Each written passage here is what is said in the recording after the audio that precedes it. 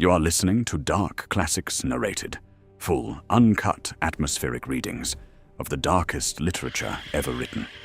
No summaries, no abridgments, just the story, the way it was meant to be heard. Tonight, The Black Cat by Edgar Allan Poe. Let us begin. For the most wild, yet most homely narrative which I am about to pen, I neither expect nor solicit belief.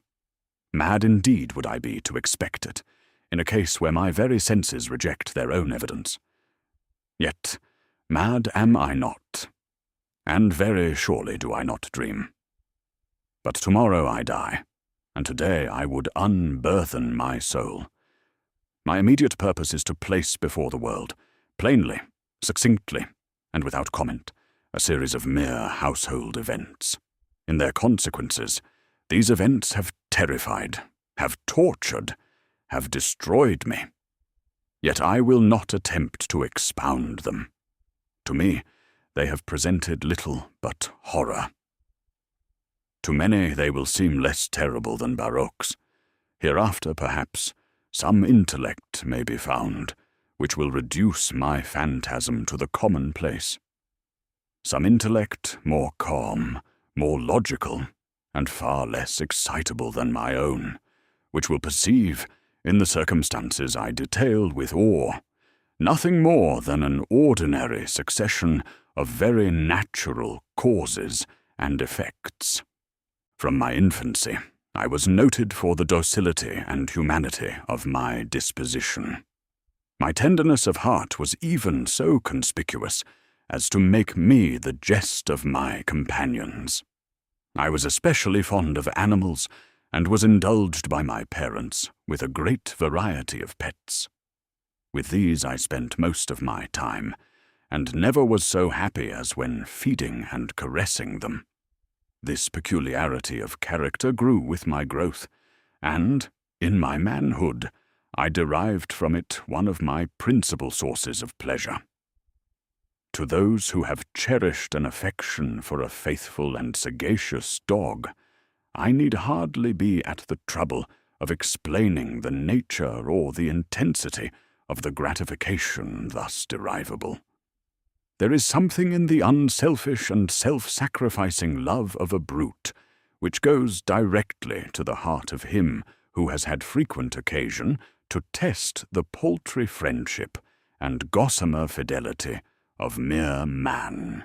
I married early, and was happy to find in my wife a disposition not uncongenial with my own.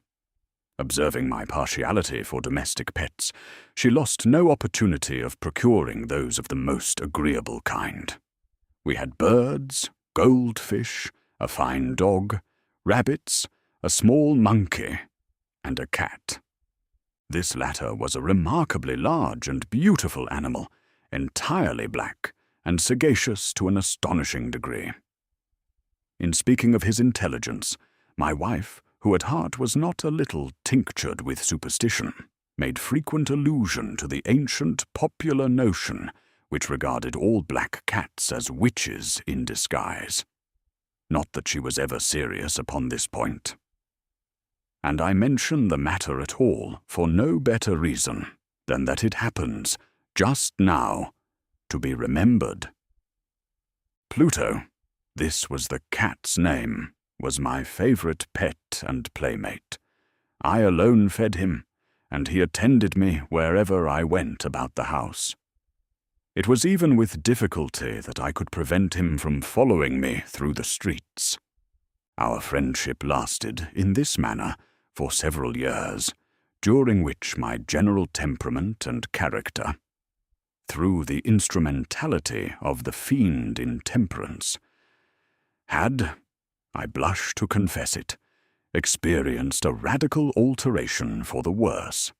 I grew, day by day, more moody, more irritable, more regardless of the feelings of others. I suffered myself to use intemperate language to my wife. At length, I even offered her personal violence. My pets, of course, were made to feel the change in my disposition. I not only neglected, but ill-used them.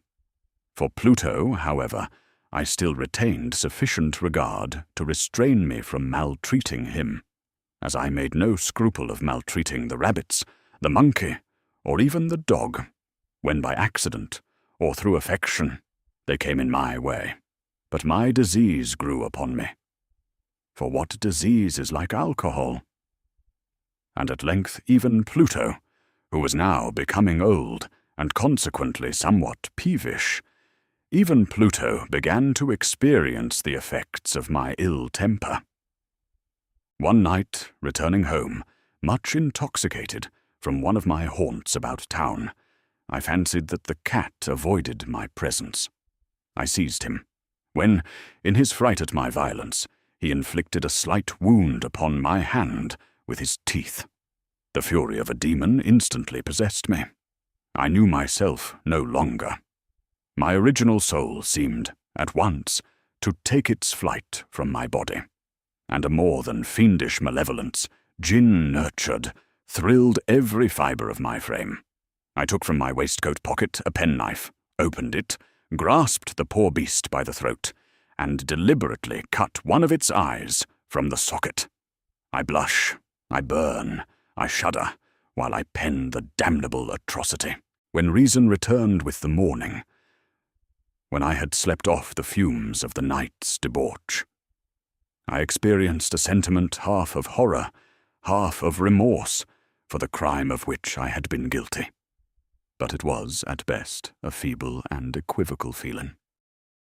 That was The Black Cat by Edgar Allan Poe, narrated in full with no cuts and no summaries. If this story kept you company tonight, on your run, at your desk, or in the dark, subscribe to Dark Classics, narrated for new readings every week. Poe, Lovecraft, Dickens, Grimm. The full catalogue is waiting.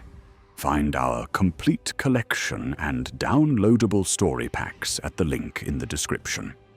Leave a comment, share it with someone who listens after midnight, and we will see you in the next story.